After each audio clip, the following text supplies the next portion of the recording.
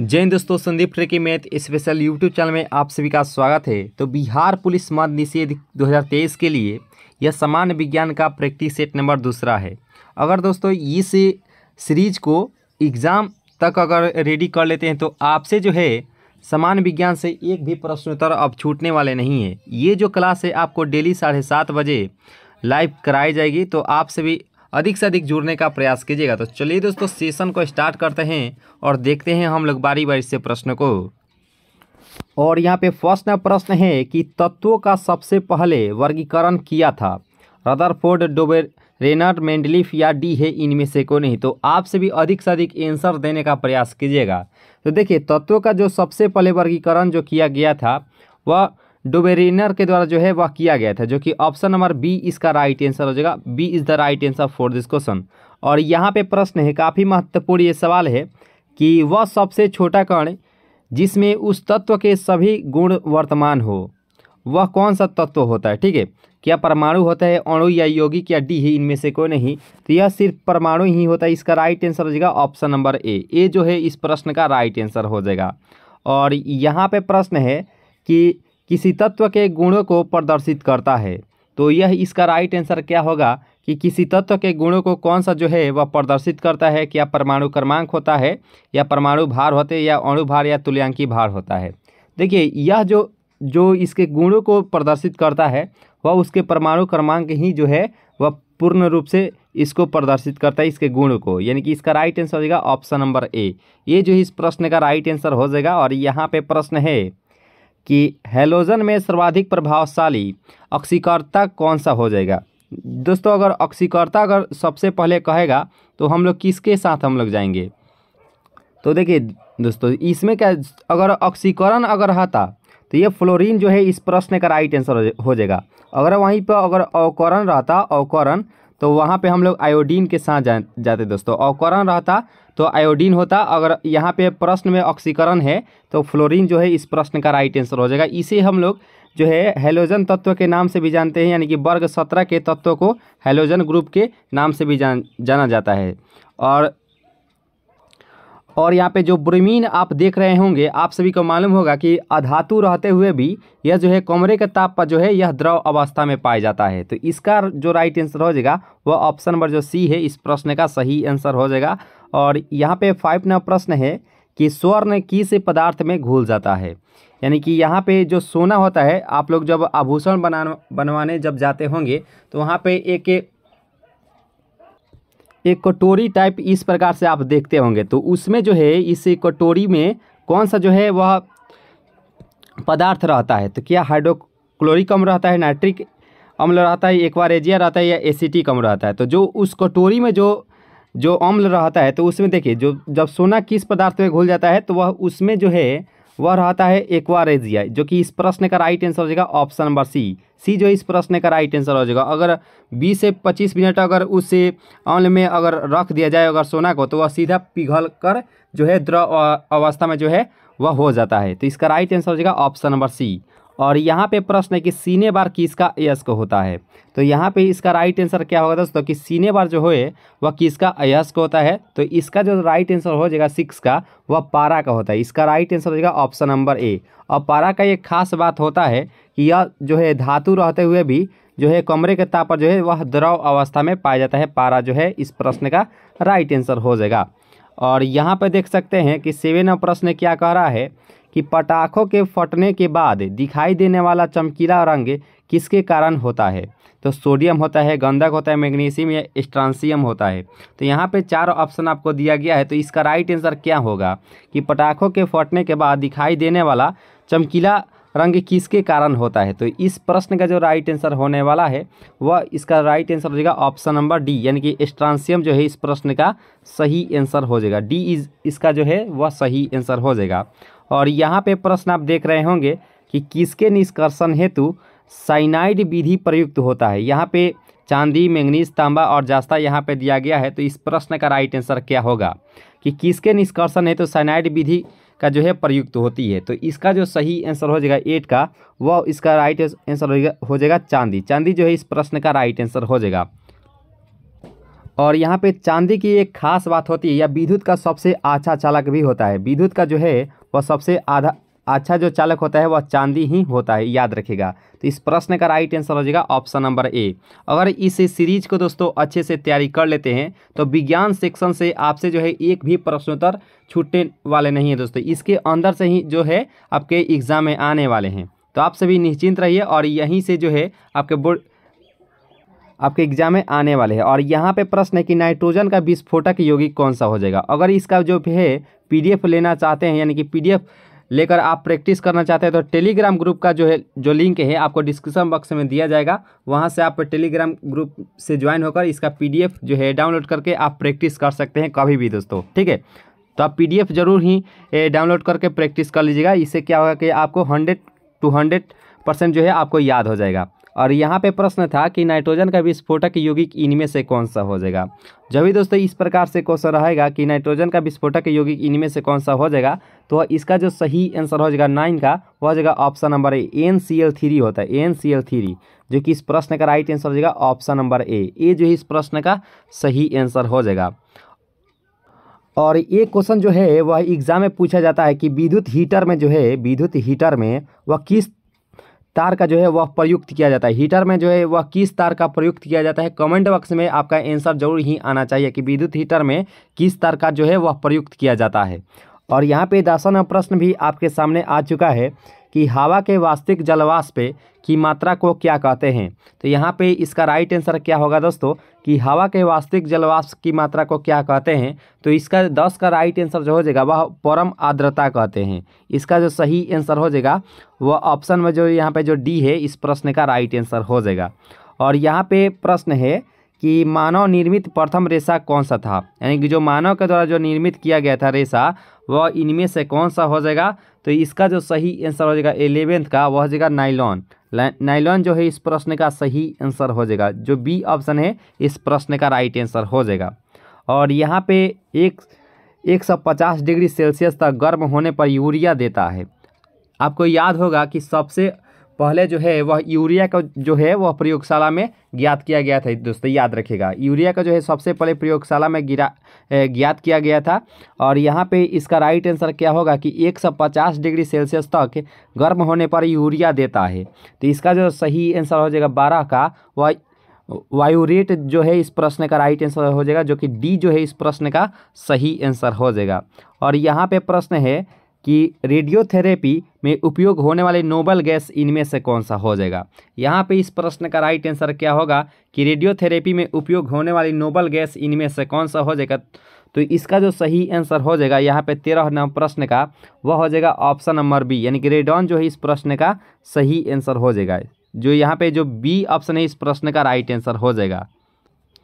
और यहाँ पे 14वां प्रश्न है कि नाभिकीय विखंडन को सर्वप्रथम प्रयोगात्मक तरीके से देखा गया था। तो इसका जो राइट आंसर हो जाएगा, यहाँ पे प्रश्न है कि नाभिकीय विखंडन को सर्वप्रथम प्रयोगात्मक तरीके से देखा गया था। तो ये स्ट्रासमस द्वारा जो है इस प्रश्न का राइट आंसर हो जाएगा। ऑप्शन नंबर यहाँ पे जो बी ऑप्शन है इस प्रश्न का राइट आंसर हो जाएगा। जो कि नाभिकीय विखंडन किस में होता है, तो परमाणु जो बम होता है, परमाणु बम, वह नाभिकीय विखंडन पर जो है वह कार्य करता है। और सूर्य का जो प्रकाश है वह नाभिकीय संलयन पर जो है वह कार्य करता है, यानी कि हाइड्रोजन बम जो है वह भी नाभिकीय संलयन पर ही कार्य करता है। और परमाणु बम जो है नाभिकीय विखंडन पर कार्य करता है, याद रखिएगा।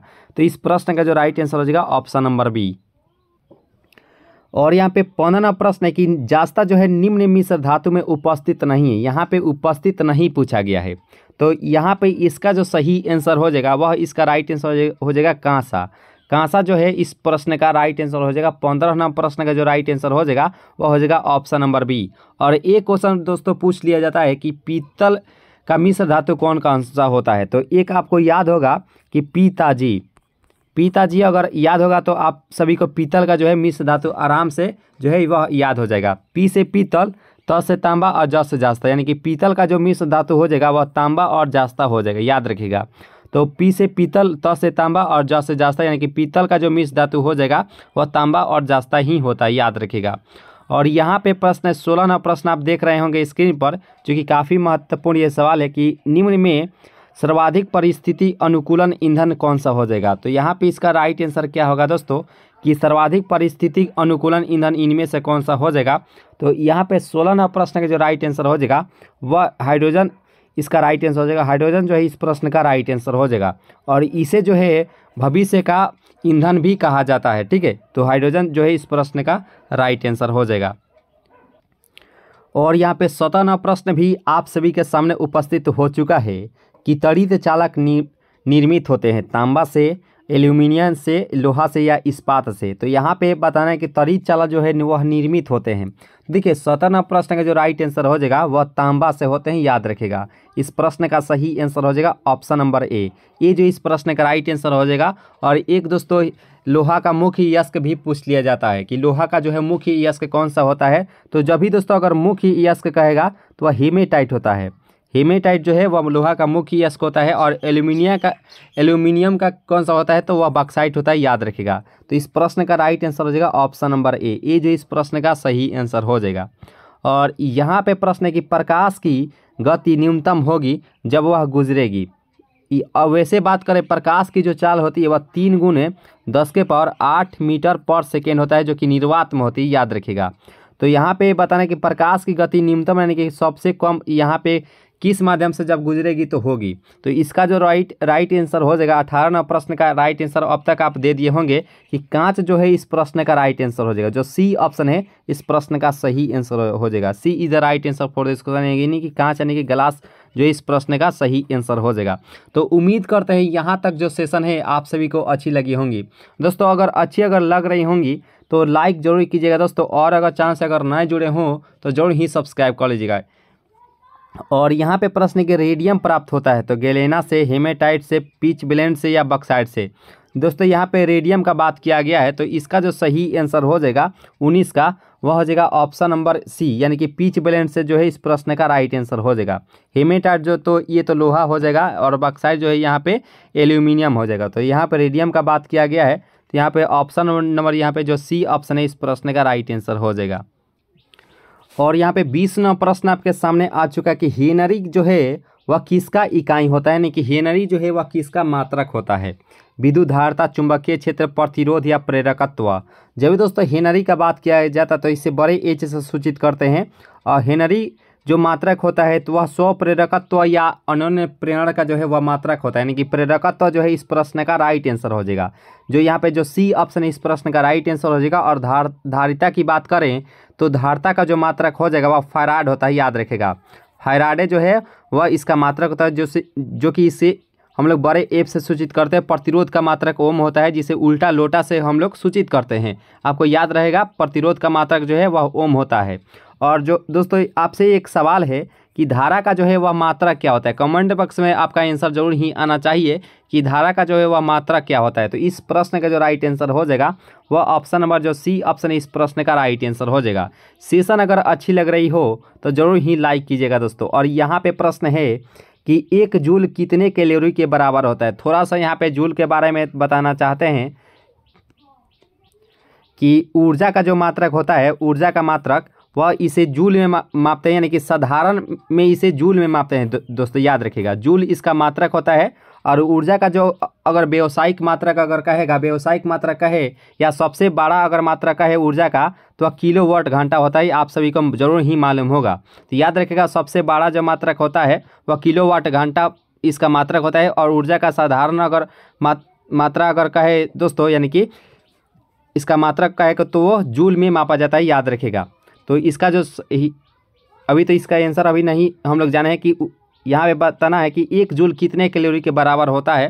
तो इसका जो सही आंसर हो जाएगा 21 का क्या होगा दोस्तों, ये 0.24 के बराबर होता है। इसका राइट आंसर हो जाएगा ऑप्शन नंबर यहाँ पे जो डी ऑप्शन है इस प्रश्न का सही आंसर हो जाएगा। उम्मीद करते हैं यहाँ तक जो सेशन है आप सभी बहुत ही अच्छे से कवर किए होंगे।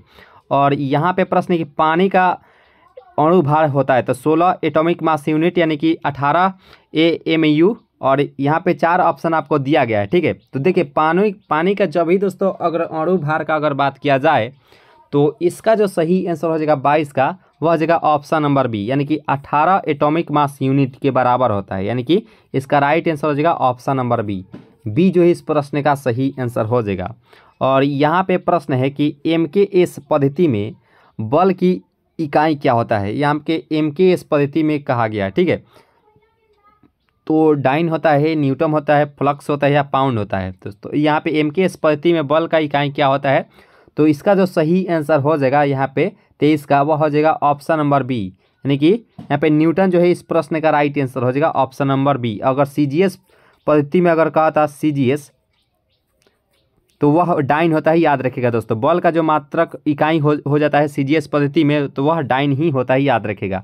तो इसका जो सही आंसर हो जाएगा वह हो जाएगा ऑप्शन नंबर बी जो इस प्रश्न का राइट आंसर हो जाएगा।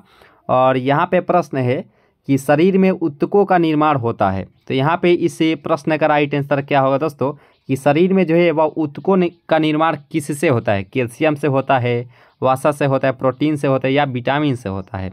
तो यहाँ पे इस प्रश्न का जो राइट आंसर हो जाएगा 24 का, वह हो जाएगा ऑप्शन नंबर डी, यानी कि प्रोटीन से जो है इस प्रश्न का सही आंसर हो जाएगा। यहाँ पे जो डी ऑप्शन है इस प्रश्न का राइट आंसर हो जाएगा। और यहाँ पे 25वां प्रश्न भी आप सभी के सामने उपस्थित हो चुके हैं। कांच एक प्रकार का क्या है, अतिशीतित द्रव है, पॉलीमर है, क्रिस्टल है या धातु है। जब हम लोग 12th क्लास में थे तो ये क्वेश्चन हर बार पूछा जाता था कि कांच को और किस नाम से जाना जाता था।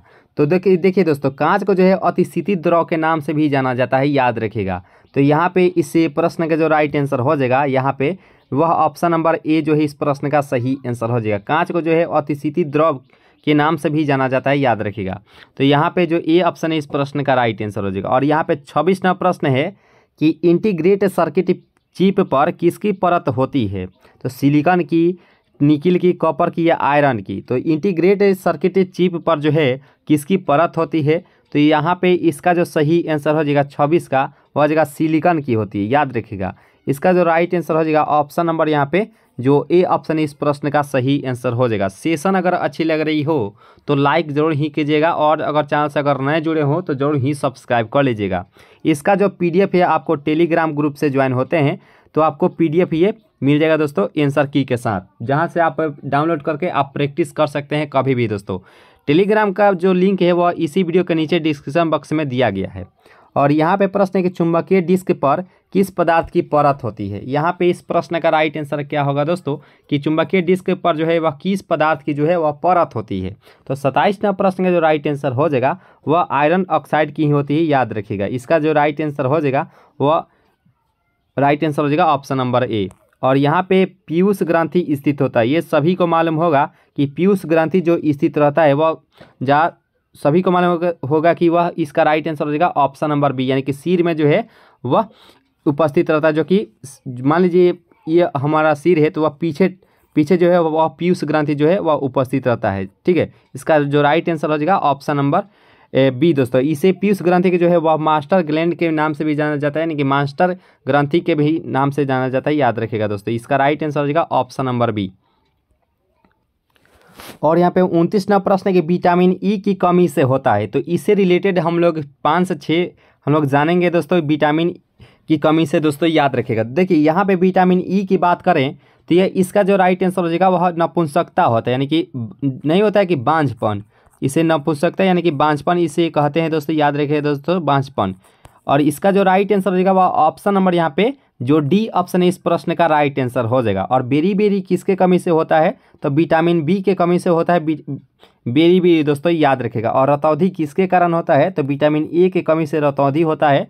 और रिकेट्स किसके कारण होता है, तो विटामिन डी के कमी से जो है वह जो है रिकेट्स होता है। और एक क्वेश्चन पूछा जाता है कि रक्त का थाका होना वह किस विटामिन की कमी से होता है, तो विटामिन के कमी से, याद रखेगा। और एक दोस्तों क्वेश्चन पूछा जाता है कि विटामिन B12 में जो है वह कौन सा धातु जो है वह पाया जाता है, याद रखेगा दोस्तों। कमेंट बॉक्स से आप जरूर ही बताने का प्रयास कीजिएगा कि विटामिन B12 में जो है वह कौन सा जो है वह धातु पाया जाता है, जल्दी से कमेंट करने का प्रयास कीजिएगा। तो इस प्रश्न का जो राइट आंसर हो जाएगा विटामिन ई की कमी से जो होता है वह नपुंसकता होता है, इसका राइट आंसर हो जाएगा ऑप्शन नंबर डी। नपुंसकता कहे या बांझपन कहे दोनों सेम ही होता है, इसका राइट आंसर हो जाएगा ऑप्शन नंबर डी। और यहाँ पे प्रश्न है कि प्रति सेकेंड एक रेडियम कितने RPM के बराबर होता है। तो यहाँ पे 30वां प्रश्न का राइट आंसर क्या होगा दोस्तों, कि प्रति सेकेंड एक रेडियम कितने RPM के बराबर होता है। तो यहाँ पे 30वां प्रश्न का जो राइट आंसर हो जाएगा वह जगह ऑप्शन नंबर बी, यानी कि 9.549 होता है, यानी कि इसका राइट आंसर हो जाएगा ऑप्शन नंबर बी बी जो इस प्रश्न का राइट आंसर हो जाएगा। उम्मीद करते हैं यहाँ तक जो सेशन है आप सभी को बहुत ही अच्छी लगी होगी, और लग रही होंगी अच्छी तो जरूर ही लाइक एक कीजिएगा, लास्ट में कमेंट कीजिएगा कि ये सेशन आपको कैसा लगा, है ना दोस्तों। और यहाँ पे प्रश्न है कि FIR में आई अक्षर का घोतक क्या होता है, यानी कि आई अक्षर का जो है वह अर्थ क्या होता है। तो यहाँ पे आई अक्षर का जो अर्थ होता है, यहाँ पे इसका जो राइट आंसर हो जाएगा 31 का, वह इंफॉर्मेशन होता है। इसका राइट आंसर हो जाएगा ऑप्शन नंबर ए। और यहाँ पे प्रश्न है कि भारत का प्रथम परमाणु रिएक्टर किस नाम से जाना जाता है। तो सभी को मालूम होगा कि भारत का जो प्रथम परमाणु रिएक्टर का जो है नाम वह किस नाम से जाना जाता है। तो इसका जो सही आंसर हो जाएगा 32 का हो जाएगा ऑप्शरा जो है इस प्रश्न का राइट आंसर हो जाएगा ऑप्शन नंबर बी। बी जो इस प्रश्न का राइट आंसर हो जाएगा। और यहाँ पे प्रश्न है कि श्यानता की SI यूनिट क्या होती है। तो यहाँ पे श्यानता का जो है SI इकाई यहाँ पे पूछा गया है। तो सभी को मालूम होगा कि पॉइज में इसका मात्रक होता है। इसका राइट आंसर हो जाएगा ऑप्शन नंबर ए जो है इस प्रश्न का राइट आंसर हो जाएगा। और पास्कल किसका होता है, तो दाब का जो मात्रक होता है वह पास्कल में मापा जाता है, याद रखिएगा। तो इसका इस प्रश्न का जो राइट आंसर हो जाएगा वह ऑप्शन नंबर यहाँ पे जो ए ऑप्शन है इस प्रश्न का सही आंसर हो जाएगा। और यहाँ पे प्रश्न है कि प्रश्न है कि कौन जो है अचुंबकीय पदार्थ है। तो यहाँ पे अचुंबकीय पदार्थ है पूछा गया है।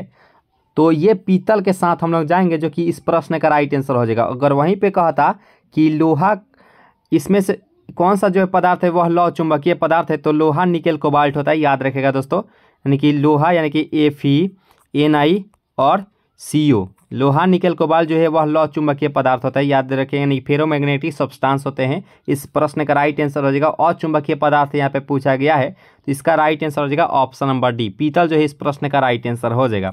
और यहाँ पे विकास का प्रारंभिक बल इनमें से कौन सा हो जाएगा। यहाँ पे 4 ऑप्शन आपको दिया गया है, चारों ऑप्शन में से कौन सा जो ऑप्शन है वह सही आंसर हो जाएगा कि विकास का प्रारंभिक बल इनमें से कौन सा हो जाएगा। देखिए 35 नंबर प्रश्न का जो राइट आंसर हो जाएगा, उम्मीद करते हैं आप सभी जो है ऑप्शन नंबर बी को बताए हैं, जो कि बिल्कुल ही सही आंसर हो जाएगा। यानी प्राकृतिक वरण जो है इस प्रश्न का राइट आंसर हो जाएगा। और एक दोस्तों क्वेश्चन पूछ लिया जाता है एग्जाम में कि आनुवंशिकी के पिता किसे कहा जाता है। जल्दी से कमेंट करके बताने का प्रयास कीजिएगा। जितने भी क्वेश्चंस आज हम पूछे हैं वो सभी क्वेश्चंस का आंसर आप कमेंट बॉक्स में जरूर ही देने का प्रयास कीजिएगा। तो अभी पूछा गया है कि आनुवंशिकी के पिता किसे कहा जाता है। दोस्तों कमेंट बॉक्स में जल्दी से बताने का प्रयास कीजिएगा। और यहाँ पे प्रश्न है कि इनमें से कौन सा जो कण है परमाणु में नहीं होता है। देखिए परमाणु के, तो यहाँ पे परमाणु में कौन सा जो है वह नहीं होता है। तो परमाणु में मान लीजिए परमाणु है और नाभिक में ये हम बताना चाहते हैं, ठीक है। तो परमाणु में इलेक्ट्रॉन भी होता है, इलेक्ट्रॉन इसके चारों तरफ चक्कर लगाता है। और जो नाभिक होता है इसमें प्रोटॉन और न्यूट्रॉन होता है, लेकिन न्यूट्रिनो कहाँ होता है दोस्तों। तो इसका जो राइट आंसर हो जाएगा वह ऑप्शन नंबर यहाँ पे जो डी ऑप्शन है इस प्रश्न का राइट आंसर हो जाएगा। डी जो है इस प्रश्न का राइट आंसर हो जाएगा। और परमाणु के जो नाभिक होता है हमेशा पॉजिटिव ही होता है, क्योंकि इसमें प्रोटॉन और न्यूट्रॉन ही शामिल होते हैं, याद रखिएगा। और इलेक्ट्रॉन जो है इस पर चारों तरफ चक्कर लगाता है। और इस इलेक्ट्रॉन का जो मान होता है 1.6 × 10 के पावर -19 कूलम होता है, याद रखिएगा दोस्तों।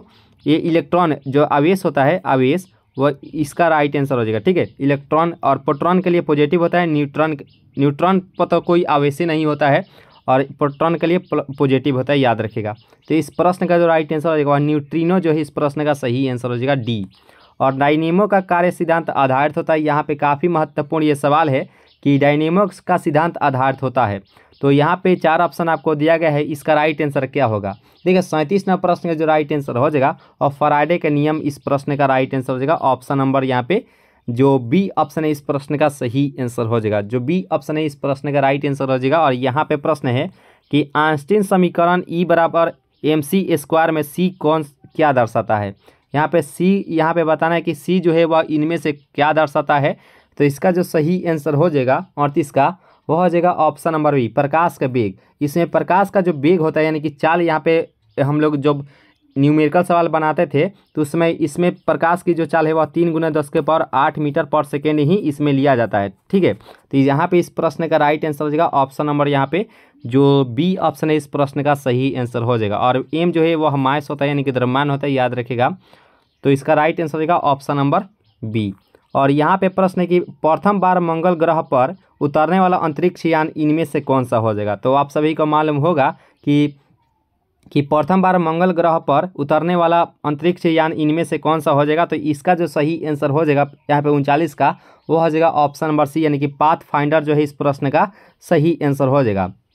और मंगल ग्रह का मात्र 2 ही उपग्रह है, फबोस और डिबोस होता है, याद रखिएगा दोस्तों। मंगल ग्रह के 2 मात्र उपग्रह ही होता है, याद रखिएगा, फबोस और डिबोस, याद रखिएगा।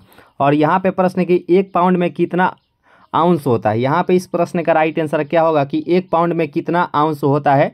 तो यहाँ पे 40 नंबर प्रश्न का जो राइट आंसर हो जाएगा वो हो जाएगा ऑप्शन नंबर डी जो है इस प्रश्न का 16 जो है इस प्रश्न का राइट आंसर हो जाएगा ऑप्शन नंबर डी।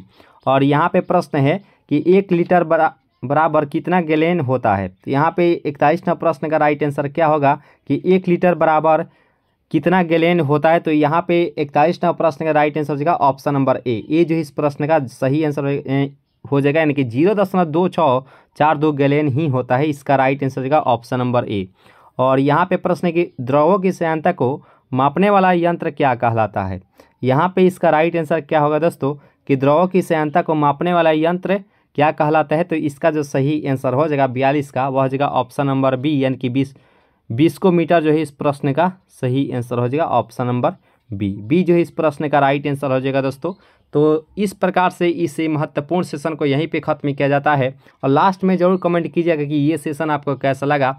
तो मिलेंगे नेक्स्ट क्लास में नई उम्मीदों के साथ। तो हंसते रहिए और मुस्कुराते रहिए और अपनी तैयारी को जो है मजबूत करते रहिए। अभी के लिए दोस्तों, जय हिंद।